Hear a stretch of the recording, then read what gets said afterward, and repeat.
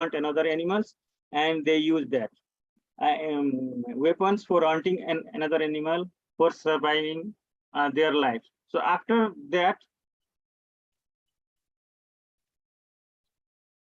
so there will be the elephant were also used in a war elephant. So there, I'm just talking about the relationship between human and elephants. So elephants were also used in war, as you have seen here. I have some shown some photographs.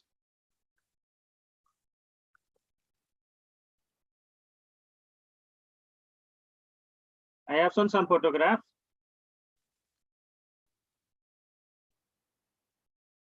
And elephants were also used for hunting. As we know, our government, the previous government in the Rana regime, even in the King Shah dynasty, were also using hunting, and they fond of doing some hunting because many kings from the foreigner kings were coming to Nepal for hunting animals, as you saw in Nepal. And as we all, most of we know, the King George V has hunted more than 32 tigers in Chittor National Park in a single event. So elephants were also used for hunting. So how elephants were used because they were captured from the wild. Even a single procession, at least 56 elephants were captured in Nepal from the Chiton Parsa complex, that is from the Rambori Bata. So for capturing elephant, there were 31 stables locating in Tora in Nepal, from Dhapa to Kanchanpur.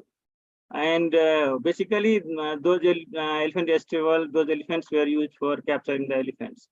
So up to 1976, there were 1970 there were 287 elephants that were captured from the wild in Nepal, and some of them were also released because some of were getting injured, some were diseased, and that's why some elephants were also released in the jungle. And that's why some people also are talking that the residential population that is in the Chiton Parsa complex, that might be the population.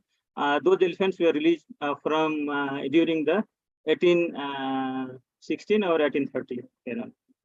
So elephants were also used for execution of the ancient days, because if the kings or the rulers want to execute anybody, they were also used elephant for executing, as you saw in the figure. Finally, in the recent days, we are also using these elephants in some countries. In Myanmar, elephants are using for timber translocation. In Nepal, absolutely, it is used for tourism, even for patrolling purpose. And also, elephants was used for the coronation of the kings. So now I want to enter the subject topic. As we know, Asian elephant is an endangered mega herbivore. It is also a charismatic species. It is found in 13 Asian elephant range states with 50,000 individuals. So India only has the 60% of the world total population. Nepal is also representing population of the Indian subcontinent. So we have about 150 elephants, though it is distributed in 4 subpopulation. So that is eastern, central, western, and far western. Though, and there are only 5% habitat remaining for elephant in the wild. As we see in the left map, there is a distribution pattern of African and elephant in Africa and Asian elephant distribution.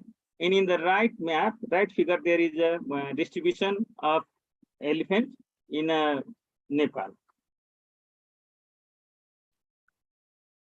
So why this study was carried out? My study just predict how much habitat is available for elephant in this current scenario, how many elephants really we have, and where they are distributed, what is the status of human-elephant conflict. Either it is isolated in the some pockets, or it is distributed in the landscape. So what is the status of fragmentation?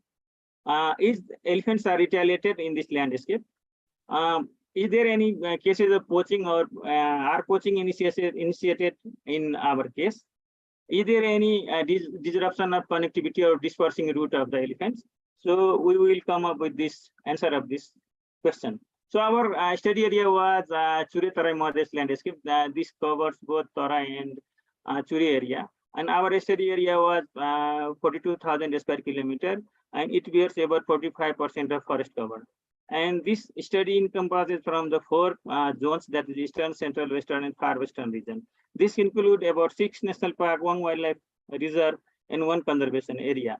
This is a biological. It is also a biological hotspot for many endangered flora and fauna. It can support about 52% of the human population in this study area.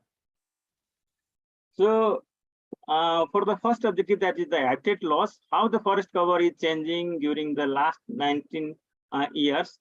We have used remote sensing and GIS using Google Earth Engine platform and come up with the result. We have prepared a map of 1930 with the help of American Army, that is the aerial photograph. And we found that within the 90 year, after 90 years, we can find 21% of total forest was lost between 1930 and 2020. And forest fragmentation and forest loss was very severe. Forest loss is continued at an annual rate of 0.27% in this study area. So regarding fragmentation, we have measured fragmentation in terms of patch, age, perforated core, core 1, core 2, core 3.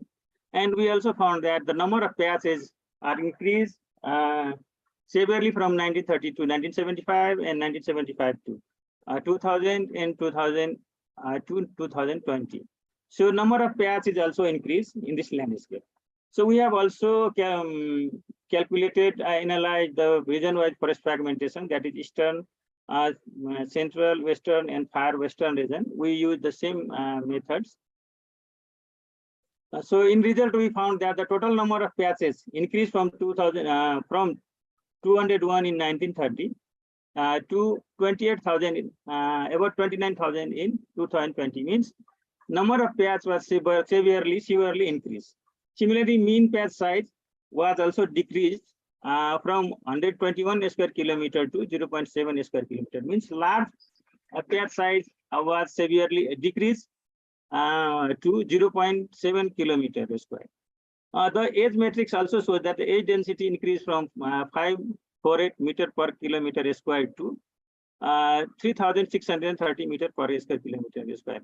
Means the age density, when the age density is increased, means the number means fragmentation is higher and the patch size is decreasing severely and number of patches is increasing. Similarly, the shape index also suggests that the mean shape index is decreased sharply when where the mean perimeter area ratio increase progressively.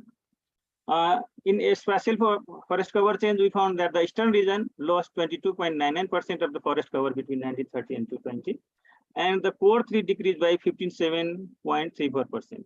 Similarly, the far western region lost 5.51% of the forest, and core 3 forest was reduced by 37.11%. Core 3 is a core area forest.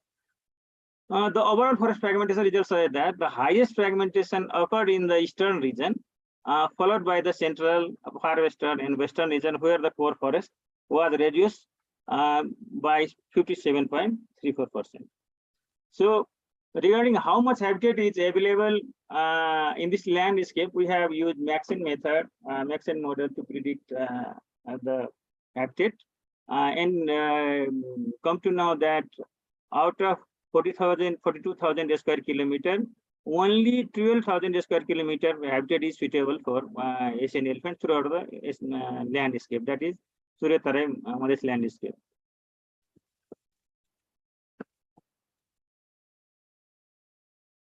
So regarding the distribution of Asian elephant, we use occupancy framework, and we have divided our study area into 15 by 15 square kilometer grids. Within that grid, we have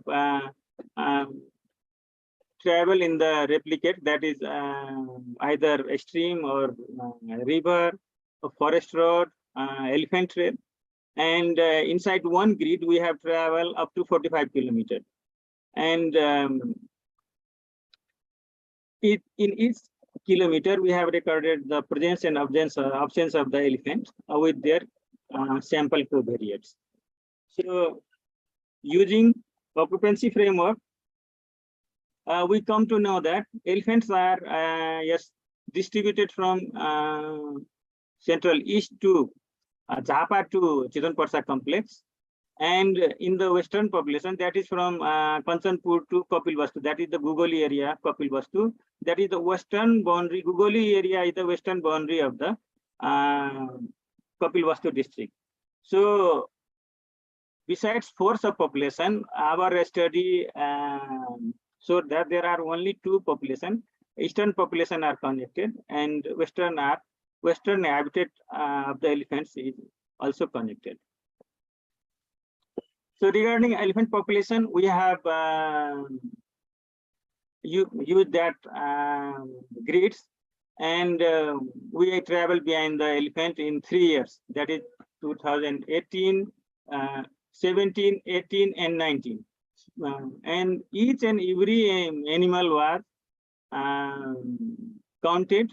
Each and every animal were captured in photograph and video documented. So finally, all the photographs were separated as per the methods, and we came to know that there were about 200 to 227 elephants are in this landscape. While we go to the location base, then we found that in Jhapa there were 19 elephants, in Kosi 16 elephants, in Sinduli and Sarlai complex there were 8 elephants, Chitan Parsa complex bear about 45 elephants, Banke Bardia complex bears 113 elephants, Suklapata complex bear about 26 elephants. So finally, we have 200 to 227 elephants in Nepal. Besides this residential elephant, we also have about 120 to 150 elephants that is dispersing or migrated to our boundary from in the Jhapa, from Assam or from West Bengal to Jhapa, about 120 to 150 animal migrating each year to the Nepalese territory, and they were reverting back to India. Similarly, in Bardia, there were 35 to 45 elephants dispersing each year from nearby territory, that is Katarnia or Pilibhit, and somehow from the Nandor area also, Nandor Wildlife Sanctuary also, elephant are dispersing and reached up to Nepal, that is Bardia, Banke Bardia complex through Khata corridor.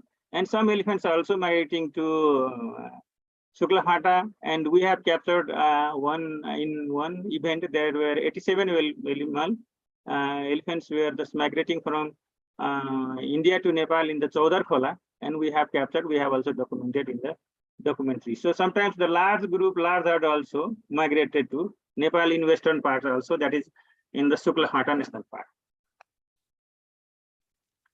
So what we found in the final population, we can find the population, animal population are gradually increasing. So while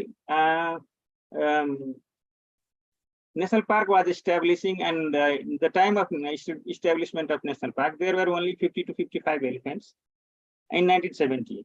And gradually it is increased, and now we have 200 to 227 elephants. Besides these, we have 120 to 150 migratory elephants, and also we have about 170 captive elephants. That is, about 100 are in the captive condition of with the Nepal government, and 76 are tamed in the captivity outside of the protected area. So how animals are migrated from east to west? As you saw in this map, this is the map. Animals are migrating just from east to west, from the Mal Bazar area, that is India, and then Mananda Wildlife Sanctuary, Kalimpong Division, and then they also reach up to Sukna Wildlife Reserve, and using the Korsang Division and Panighatta Range, they enter into Nepal. That is in the west part, that is Jhapa, that is Baundangi area. And after that, animals are just moving westward And now there, Nepal government, with the help of Nepal government, we have erected at least 70 kilometers of offset fence, and offset fence are just stopping the elephant, and they also revert back to India. Now, there is a lacking proper maintenance of this solar fence, and now some herds are also entering into Nepal, and and these herds are also reached up to Ilam area, and only the sub-adult bulls and males are reaching up to Positapu, and sometimes they also reach up to Sinduli, and then Chitwan Parsa complex. Their elephants are also migrating up to Chitwan Parsa complex. And we also followed one animal that is, we found that the one male that was from Chitwan Parsa complex, now residing in Positapu Wildlife Reserve, are migrated from the Chitwan Parsa complex. While I was working in the Chitwan Parsa complex, the elephant was there, and there was unfortunately or fortunately, they were just migrating eastward. And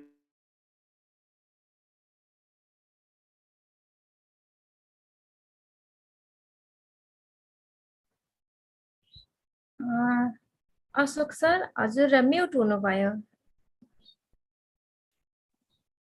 Sorry. So, what are the pattern and determinants of elephant attacks of humans in Nepal? My second and another objective is this.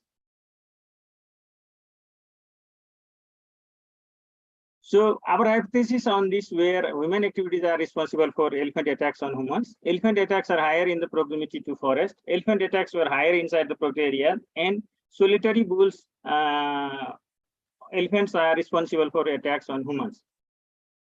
So in the result, we come to know that 270 people were killed due to elephant attacks in last 20 years. So up to now, in 22 years, more than 300 people were killed in elephant attack. So what we found that after August, September, October, November, and December, in the 4 months, elephant attacks, human killing are higher. And that's why we have to take care on these 4 months, September. And highest human killing was recorded in November. Means this, in this time, this is the paddy ripening season, and in this season, animals are just lured and fond of visiting outside for raiding the crops, for raiding the paddy. That's why anyway, people are just going for chasing the elephant, and mostly they come into contact with the elephant, and most of the people found killed in this month. So in this 4 months, September, October, November, and December, if we take some cautions and precautions, then we can minimize the human death. Now, human death is we found throughout the year. So none month we didn't find any non-human death in any month. So throughout the year, we found the people are just come into contact with the elephant, and people are just killed in elephant attack. So regarding spatial distribution, we came to know that majority of the incident, human killing, were just happened within the boundary of within 500 meters from the forest boundary or park area boundary. So that's why why this happened, because in this area within the boundary or from the boundary of forest within the boundary of 500 meters, basically people having illiterate people or Janjati people or people having or poor people are just residing, and their houses are also of wheat type, means a thatched grass type of houses were there. So that's why, and they are also fond of making some local alcohol, and so that's why animal or elephant just came for while they are wandering along the Chure foothills. They just come into contact with the human houses, and just they can breach their houses. So that's why most of the incidents were happened within the boundary of forest, within the 500 meters from the boundary of the forest. So, and majority of the kills, majority of the attacks, human deaths were just happened outside the protected area. Means Why this is happening? Because the buffer zone people or people who are residing in the buffer zone have the good knowledge about elephants or best knowledge than the people who are residing outside the protected area. And they just know how to treat with the elephant. And the people who are residing outside the protected area, they don't have even a good know-how to how to deal with the animal. So some people come to worship elephants, some came near and there to get some selfie with the elephants. So that is the happening, and that's why majority of incidents of human killing happen outside the protected area. So regarding the diurnal distribution, so after you can see in the above the figure, after 3:30 and up to 4:30. So most of the majority of incidents are happening in the boundary of the forest or the edge of the forest, in the forest area. Means why this is happening? In this time, local people are going for collecting some water, fodder, and also going for cattle herding.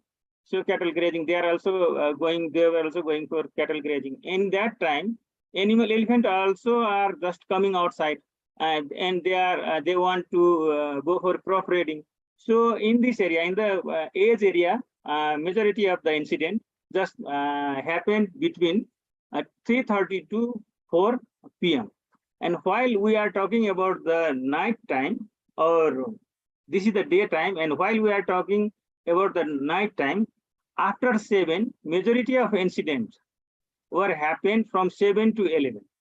Why this is happening? Because after 7:30, we just ate our dinner and get free, and some are also free. And animal are also fond of coming after 7, and they are also doing their activities for crop raiding in that time from 7:30 to 11:30. So within this time frame, during night, majority of the incident of human deaths were happened. So that's why we have to know, and we have to deal the elephant within this area. If anybody are responsible, and if we can just give the knowledge or aware people that these are the times when animal are coming for raiding, and we have to aware them and just make them to take care about the elephant, and we have to teach them about the animal behavior and their raiding pattern. Then only we can reduce the human death in this area. So we also analyze the factors. What are the factors associated with the human fatality? So what we found, while the drunk people are going for chasing the elephant, most of the people are got killed because they were unable to flee from, while animals were chasing them, then they were unable to just escape from the animal. So that's why if anybody can go for chasing animal having drink, so majority of cases were happened this kind. Similarly, if people are chasing with the fire, then animal are just we are safely drive the animal. So we also find out, we also analyze the hot spot in the landscape, and we also use what are the predictors that are responsible for causing human-elephant conflict in the Surya-Tarai-Madhya landscape in our study area. We found that habitat fragmentation are one of the major variables that has escalated the human-elephant conflict, and finally with that result, we have prepared one probability map that you can see throughout the landscape in future. There are the probability of the conflict. So majority of the incident which will be happen in future, that is in the place where right now happening in Jhapa area, Baundangi, Jhapa, Kositapu area, even Saptari, Sunsari, even Saptari and Siraha doesn't have forest, but large number of incidents of human death happening in this area. So in province number 2, there is majority of incident are happening along the foothills of the Chure. So because in that area poor people are residing, their huts are fragile and weak type. They're made up of even CGI sheet or even thatch grass. So that's why these are the black spots are the highest conflict area. So this is distributing through or the landscape.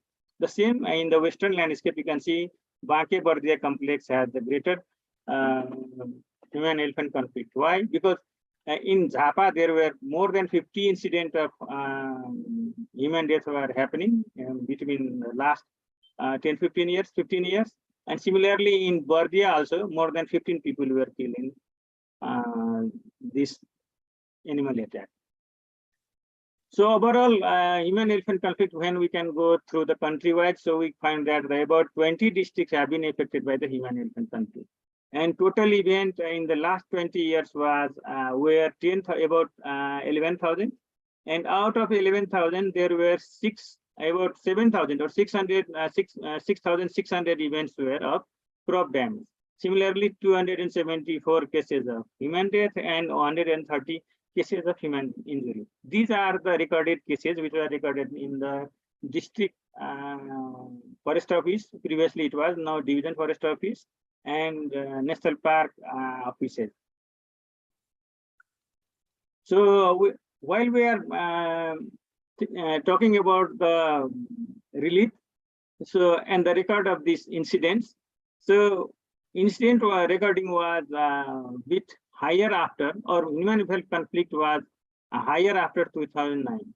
Why this happened? Because in 2009 there were a provision of government has provision of providing some ex gratia relief guideline for payment, ex gratia payment, and before 2009 there were none relief provision or providing provision. So there were very less incidents were recorded in the government, even in the National Park and Wildlife Reserve. And after 2009, bit slowly and gradually, these human-elephant conflict incidents were registered. And after a revision of this guideline in 2012, because before 2012, there were only the provision of providing compensation or ex gratia payment to human death and human injury. And after 2012, there was also provision made to compensate people or provide ex gratia payment to the crop and property rating also. That's why similarly, gradually, this human-elephant conflict registration event was increased. And in 2017, it was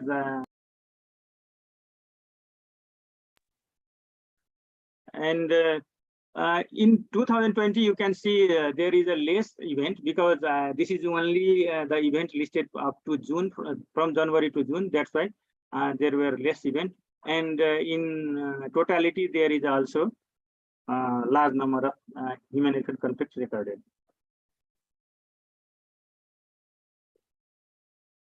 So I also want to talk something about the human versus elephant behavior. As we know, elephant is headed by a matriarch. They are living in a social family. That's why they are they are not aggressive one. Though some elephants which are sub-adults or teenagers, they were just chased from the herd. They are most problematic. So in our study, what we found, there were 37 elephants that were problematic one throughout the landscape. And out of the 300 events, majority of events, or about 85% of events were happened due to this kind of loner one. You can see these sub-adult bulls. So these bulls are very much aggressive, and that's why majority of incidents were happened due to these animals, because they don't have they were just chased from the group, and they were mostly irritated. They were mostly hit by the people, even firecracker and stones, pebbles were also hit. Even some majority of elephants, these elephants, loner elephants, have experienced the gunshot. So that's why they were very much aggressive. And when anybody or people come into contact within the 50 meters of their presence, and then majority of events of this human elephant death took place. So now we need to manage this problem animal in our landscape. So not only human death, we also have experienced some retaliation of and poaching incidents of elephant. We found 38 animals were retaliated in this landscape, and majority of the elephants were electrocuted in the retaliation. Some elephants were just shooted by gunshot, and we have found 6 cases of poaching throughout the landscape. So now there is a fear of poaching, because previously we only think that the poaching incident were happening in India, even in Myanmar, in case of Asian elephant. And slowly and gradually people are also interested or doing some poaching events here. So there might be a concern of this human elephant conflict, and even for any animal survival in this landscape. So we have about 37 this kind of problem animal, and we are also using some real-time based monitoring from Department of National Park and Wildlife Conservation. Department of National Park and Wildlife Conservation has even colored 10 elephants, and out of 10 we have regularly monitored 8 elephants. You can see some elephants are also bearing some colors. That is identified elephant that this one colored elephant is the Dhruva elephant, and some Ronaldo and Kosi Tusker, Mapuna and Bardia Tusker, were even Sarlai Tusker. So we have colored 10 elephants, and unfortunately we only able to monitor 8 animals, because 2 were dropped the color. So what we found in the final in our study, so there are 200 to 227 elephants are residential, and additionally 150 are migratory, and 176 are captive elephants. About 12,000 square kilometer area is only suitable in this landscape. Home range size is smaller inside the core habitat and larger at the fragmented landscape. Human activities are more responsible for causing elephant attacks, particularly ethnic people having drunk used to in chasing elephants attacks mostly. 5 out of 37 problematic bulls are causing human deaths more. 20 humans were attacked per year, and human response towards animal was a major factor resulting in elephant attacks. About 70% attacks were happened within the boundary of 500 meters from the forest edge. About 85% of the attacks on humans were caused by the solitary bulls, and mixed herd elephants rarely attack humans, very less, that is less than 5%. Elephant attacks males more than females. So what are the efforts that is carried out by Nepal government to mitigate human-elephant conflict, or this animal conservation, this charismatic animal conservation? So Nepal government has endorsed forest policy, that is 2019, and when we have National Park and Wildlife Conservation Act, and each and every management protected area or national park has their own protected area management plan, their own action plan, and there is also an individual specific action plans. Regularly carried out habitat management and human-elephant conflict management. We have also initiated buffer zone management, community-based conservation awareness for changing human behavior. And we also, the department also initiated the real-time based monitoring of problem animal using satellite collars. Both the active and passive measures adopted for human-elephant conflict mitigation. Similarly, rescue and relief is also provision to the victims and even for the animal also. So now, how to coexist with humans? So as we know, we have lots of even law, and the plans are also promulgated and endorsed. So we need to initiate continuously the changing human behavior program, that is continuous awareness raising activities. And we have also monitored the elephant in a real time and basis, that is only the problem animal. So not all the elephants are trouble, only some are problematic, so we have to monitor them. And HEC mitigation strategy and action plan is required for focusing people who are especially inhabiting in the pinch points, that is the bottlenecks of the elephants. And we need to revise the ex gratia payment method, that is relief guideline. And we also need to provision some relief for human deaths that were happening inside the forest, because people were losing their life, and at least we need to provide some ex gratia to their children. So we also need to initiate fencing of household rather fencing the forest. So now we have to stop fencing. This is my idea. This is not the government. So now we have to initiate even fencing the even settlement or even the household basis, because while we are going to Dhapa, each and every people are just fencing their house. So like this, if we have initiated like this kind of fencing, then we reduce the human-elephant conflict, but we also reduce the human fatality. We also need to initiate integrated settlement program, because majority of people who are residing in this landscape, even in the migratory route of the dispersing route of the elephant, are poor, and even they are ethnic. They have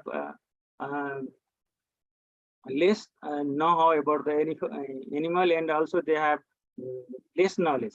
So they also were illiterate. So we need to initiate even integrated settlement program, and also need to initiate a separate kind of man and elephant project for creating an environment of human-elephant coexistence. Why I am saying this? Because in India, there is a separate project elephant was initiated after 1990, and that is in the place for conserving elephants, though they have about 30,000 elephants.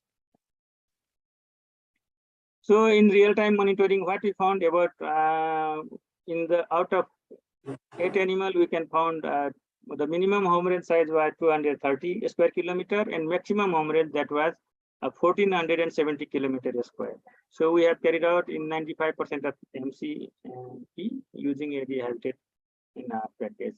So these are some animals we were colored in different places.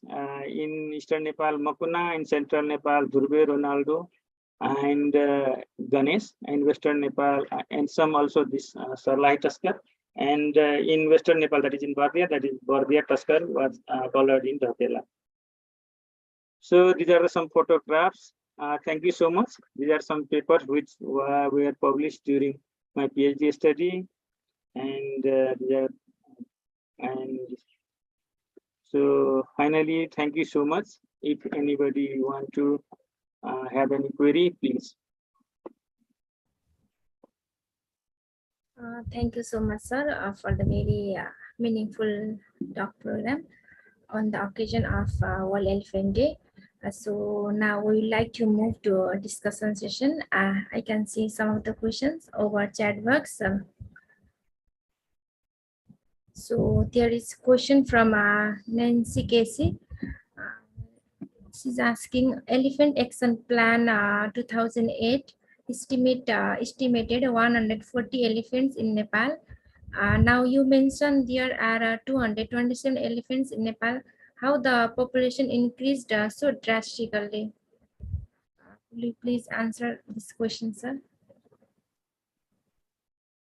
Thank you so much for your good question. It is very nice question. As you know, elephant in the previous study says that elephant are distributed in the 4 isolated population, that is eastern, central, western, and far western. That's why the population was also estimated as 107 to 145.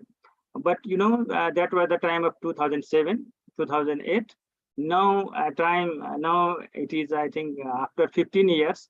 So elephant population is getting increased. I have also shown you in the different time frame how the animal population is increasing.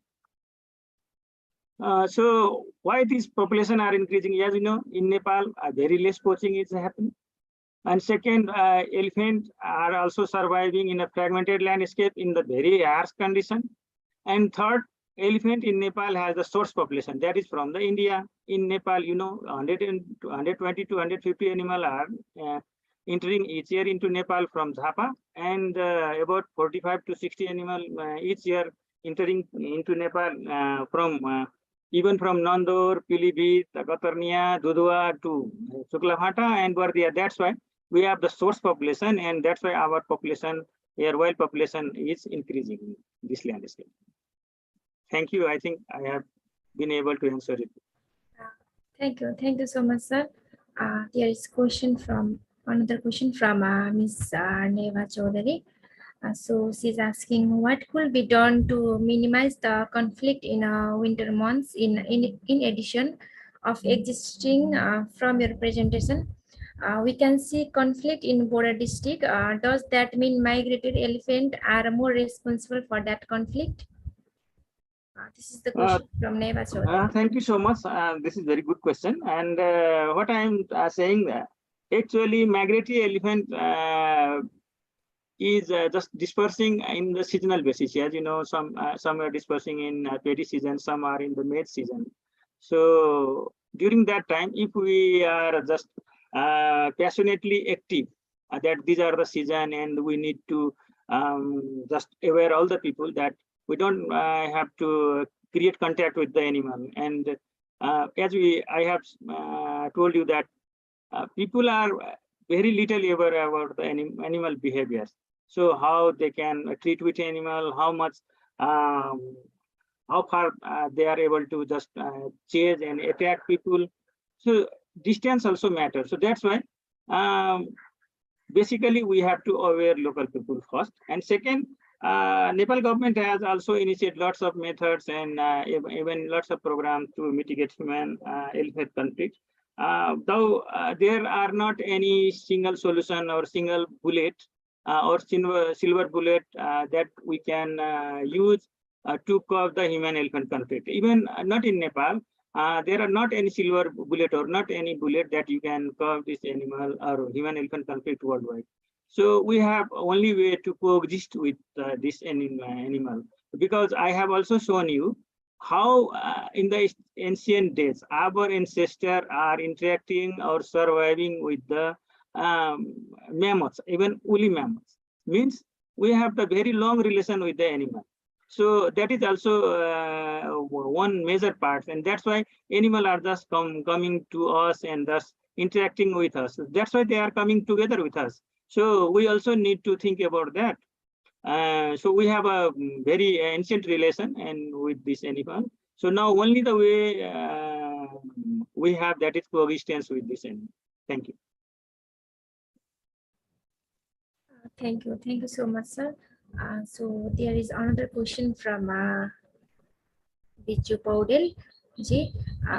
She's asking, do you think elephant conservation is getting less importance from government as compared to other wild animals such as rhino and tigers? Though the conflict is severe in Nepal, it looks like it is not addressed significantly. Thank you, Biju. I think you also are working on with this animal. As you know, animal, this is not limited in any protected area. So we need to be very clear that this elephant is a land escape animal. So even government or we researcher, even we student or even we are working with this conservation part.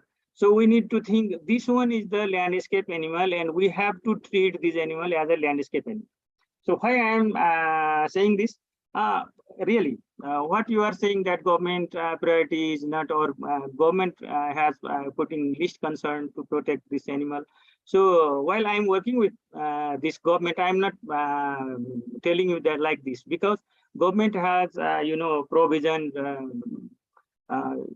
even district forest offices, you can see division forest offices are located in the different throughout the landscape. We have also protected area, 6 protected area located especially focused and deployed for the conservation, and even human elephant conflict or human wildlife conflict mitigation program is given to all the division forest offices. So all the division forest and even are responsible for protecting this animal. Though I'm just coming to your concern. So as you know, like tiger and rhino, these animal are not in like that concern. So now we have the time to give more focus on protecting this animal, because they are going to be towards the extinction. Because if they are just moving hundreds of kilometers, if we are not focusing on their preservation, conservation, they might go to the extinct within the next 50, 60 years. So that's why now I have also proposed there in the last slide that now there is a time to conduct or operate a man and elephant project to conserve both human and elephants. Thank you. Thank you, sir, and thank you, BCC, for your question. So there is another question from Kesav Rana Chhetri. नेपालको पूर्वी क्षेत्रमा current लागेर हात्तीहरू मर्ने गरेको पाइन्छ, यसलाई निरुत्साहित गर्न के गर्नु पर्ला भन्ने चाहिँ उहाँलाई नेपालीमा क्वेशन सोध्नु भएको छ। के नाम भन्नुभएको? केशव राणा छेत्री। धन्यवाद केशव सर, तपाईको घर भनिदिनु भएको भए म अति खुसी हुन्थे। वास्तवमा पूर्वी नेपालमा हात्ती चाहिँ अब करेन्ट लागेर मर्ने क्रम बढ्दो छ। बेसिकली के हो भने अब तपाईलाई यदि सम्झना छ भने सबभन्दा पहिले चाहिँ झापामा हात्ती आएको 2034 सालमा हो। त्यति बेला 50 वटाको संख्यामा हात्ती आएको थियो र त्यही बेला चाहिँ हात्तीलाई फर्काउन भारततिर फर्काउन हम्मे भएको थियो र पपल्टन नामको एकजना सिकारी विदेशबाट मगाएर त्यो हात्तीलाई फर्काउनलाई 5 वटा हात्तीलाई मारेको थियो, गोली हानेर मारेको थियो। त्यो बेलादेखि नै लगभग 2034 सालदेखि, त्यो भनेको हाम्रो 1971 देखिको हात्ती रेगुलर रूपमा नेपाल आउँदै जाँदै गरेको रिलेसन मैले तपाईलाई बताएँ। दोस्रो कुरो के हो भन्दाखेरि त्यो हात्ती र मानवसँगको सहकार र सहयात्रा चाहिँ झापा एरियामा लामो भयो, जसले गर्दा के हो भन्दाखेरि मान्छेहरू 50 जना भन्दा बढी मान्छेहरूको मृत्यु भएपछि यद्यपि सरकारले चाहिँ फेन्सिङ गर्ने, त्यहाँ चाहिँ राहत दिने, कन्जर्भेसन एवेयरनेस प्रोग्रामहरू गर्ने निरन्तर छँदैछ। तथापि के हो भने प्रत्येक मान्छेलाई चाहिँ हामीले सेन्सिटाइज गर्न सकेका छैनौँ र मान्छेले के गर्छन् त्यो एरियामा भन्दाखेरि साँझ परेपछि प्रत्येक घरकै मान्छेले चाहिँ आफ्नो घरमा डाइरेक्ट करेन्ट लाउँदा रहेछन्। हामी गएर प्रत्येक एरियामा हेऱ्यौँ र त्यो एउटा मात्रै के हो भने हामीले मोनिटरिङ गर्न सकेनौँ। त्यसलाई चाहिँ यदि हामीले मोनिटरिङ गरेर रियल टाइम बेसमा यदि हामीले काम गर्न सक्यौँ, मैले एउटा प्लान मैले तपाईलाई त्यहाँ भनेको थिएँ, जुन चाहिँ अब चाहिँ झापामा जसरी मान्छेले आफ्नो घर प्रोटेक्सन गर्नको लागि फेन्स गरिरहेछ, त्यो फेन्स चाहिँ हामीले बाउन्ड्रीमा नगरिकन घर घरलाई नै घरमा एउटा मेसिन दियो भने त त्यो लामो समय जान्छ, किनभने उसले बचाउँछ आफ्नो फेन्स हो भनेर। त्यो हिसाबको प्रविधिमा जानुपर्छ जस्तो लाग्छ र पछि गएर हामीले घटाउन सक्छौँ यो। तथापि के हो भने अब मान्छेले जानी कतिपय ठाउँमा गरेर देखियो, कतिपय ठाउँमा चाहिँ नजानिकन अब लाउँदा पनि अब रिटेलिएसन या के अरे हात्ती मरेको, करेन्ट लगाएर हात्ती मरेको देखियो। त्यो भनेको चाहिँ हामीले एवेयरनेस को कमी नै हो। त्यसलाई चाहिँ हामीले म्यासिभ रूपमा मान्छेलाई बुझाउन सकियो भने यो घटना कम गराउन सकिन्छ। धन्यवाद। Thank you so much, sir, for your answer. So, participants, if you have any question, you can drop it on a chat box, or you can ask by yourself if you have any question. If anybody have any question, they can raise their hand as well. So, I think we don't have any question for now. And now everything is clear. So now we have come near to the end of the talk program. Thank you so much. Thank you so much, साथीहरु मेरो सुनिदिनु भयो त्यसको लागि धन्यवाद। हैन sir एकैछिन एउटा question फेरि आयो, त्यही भएर म हजुरलाई एकचोटि सोधिहालेँ। There is another question from Biju Paudel. I am also from the Eastern Nepal, and yes, even my house is fenced. So this should be monitored, and I also think this is only the solution other than asking the village not to use the fences. So this is not the question, this is suggestion. Now we like to move to thank you, Biju. You know very well. You knew very well about the strategy of local people. If you are from that side. and we need to protect both. Both human life is also need to protect, and even elephant is also a part of conservation, and we need to protect. Very well. So thank you so much for your suggestion. Thank you so much, sir, for your very interesting talk, and thank you all participants. At last, I would like to request Dr. Dinesh Neopane, Executive Director of Resources Himalaya Foundation, and also he is an elephant expert working over 17 years in elephant conservation in Nepal. So I would like to call him to give a vote of thanks and to conclude the session. Thank you, everyone. Over to you, sir, Dinesh, sir. Thank you so much. Ashokji, it is a very interesting presentation. Thank you so much for this presentation, wonderful presentations.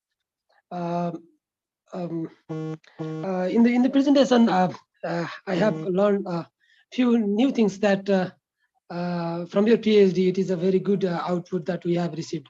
एक दुईटा कुराहरू चाहिँ जस्तो यहाँ छलफल पनि निस्केका कुराहरूमा म चाहिँ थोरै जोड्न मात्र चाहे एलिफेन्टको जस्तो एउटा कुरा चाहिँ पोचिङको 6वटा केस भन्ने हो आई थिंक हामीले त्यसको मोटिभ चाहिँ रिटालिटी किलिङ थियो and then after that people involve in the poaching activity जस्तो त्यसको टक्सर निकाल्ने र बेच्नको लागि हो कि साँच्चै नै पोचिङको लागि चाहिँ उनीहरूको मोटिभ थियो फर्स्ट मोटिभ चाहिँ पोचिङको थियो भन्ने कुरा चाहिँ अलिकति क्रिटिकल हुन सक्ला किनभने नेपालमा दुईटा जस्तो 6वटा केसहरू समातिएको केसहरूमा चाहिँ मेबी भेरी स्मल स्केलको त्यो टक्सहरू अथवा पार्टहरूमा इन्भल्भमेन्ट भएको जस्तो लाग्छ मलाई चाहिँ बट गभर्मेन्टको अथोरिटीको कारणले हजुरलाई बढी जानकारी होला तर पनि of course it is a very dangerous situation if people are motivated towards the poaching activities then we cannot save our remaining elephant population. Less than 200 individuals हामीले चाहिँ पोचिङको केसले फेरि रिटेल किलिङ सँगसँगै पोचिङ पनि को प्रेसर पर्यो भने चाहिँ त्यसलाई सर्भाइभ गर्न सकिन्न भन्ने कुरा चाहिँ द्याट इज ट्रु अघि एकजनाले सोध्नुभयो 142 इन्डिभिजुअलबाट 227 कसरी पुग्यो भन्ने कुरा अनि असुचिले जसरी भन्नुभयो इन्डियाबाट आउने सोर्स पपुलेसन पनि त्यसमा चाहिँ एड हुन सक्छ भन्नुभयो maybe if we do some kind of seasonal monitoring then we can identify actual throughout the year बस्ने population चाहिँ कति हो र अनि इन्डियाबाट आएको population चाहिँ माइग्रेट भएर बसेको भन्ने हुन्छ तर पनि अहिले चाहिँ 227 एलिफेन्ट्स चाहिँ नेपालमा छ भन्ने कुरा चाहिँ न्यू तथ्याङ्क हो भन्ने कुरा आयो फेन्सिङको लागि अफ कोर्स हामीले जंगललाई हैन घरलाई चाहिँ फेन्स गरौँ so that elephants can move without any danger भनेर जुन कुरा निकाल्यो that is very wonderful thank you so much for that kind of insightful presentation and then एउटा भर्खरै रिसेन्ट मेरो आफ्नो रिसर्च पनि भर्खरै पब्लिस्ड एक्सेप्ट भएर पब्लिशको तयारीमा छ अब 1-2 दिनमा आउनेवाला छ त्यसमा के देखिएको छ भने नेपालमा 2.3% देखि 12.6% सम्म भनेको यो हाई सुइटेबल एरिया एलिफेन्टको सुइटेबल एरिया चाहिँ त्यति छ भन्ने देखिन्छ अहिले यहाँ हामीले एलिफेन्टको यो तराईको 42 स्क्वायर किलोमिटरमा 12,000 42,000 मा 12,000 चाहिँ देखियो भन्नुभयो असुजीले अलिकति हुन त मैले मेरो स्टडी अनुसार चाहिँ 12.6% देखिएको छ यद्यपि त्यसैमा के देखिएको छ भने इन्डियाको ट्रान्सबाउन्डरी रुटहरुमा प्रोटेक्टेड एरियाहरुमा चाहिँ त्यो सुइटेबिलिटी चाहिँ एकदमै लो छ जसले गर्दा चाहिँ नेपालमा इन्डियाको पपुलेसन नेपालमा माइग्रेट भएर यतै चाहिँ सर्भाइभ हुने अथवा अलिकति मोर टाइम चाहिँ स्पेन्ड गर्ने नेपालमा भन्ने देखेको छ that could be the reason एलिफेन्ट्सको पपुलेसन नेपालमा चाहिँ बढ्दो हुन्छ अब कमिङ इयर्समा we can expect more elephants from India as well to settle here भन्ने पनि देखेको छ त्यसकारण चाहिँ I think conflict will be rising and then we have to be very careful to tackle that kind of problem in coming future त्यो कुरा सुजले भन्नुभयो and then we have to coexist with elephants not mitigating the conflict only but adapting to live with elephants is the major things that we have to adapt in the coming futures to minimize the conflict भन्ने कुरा so thank you so much for this wonderful presentation and thank you all the participants for your wonderful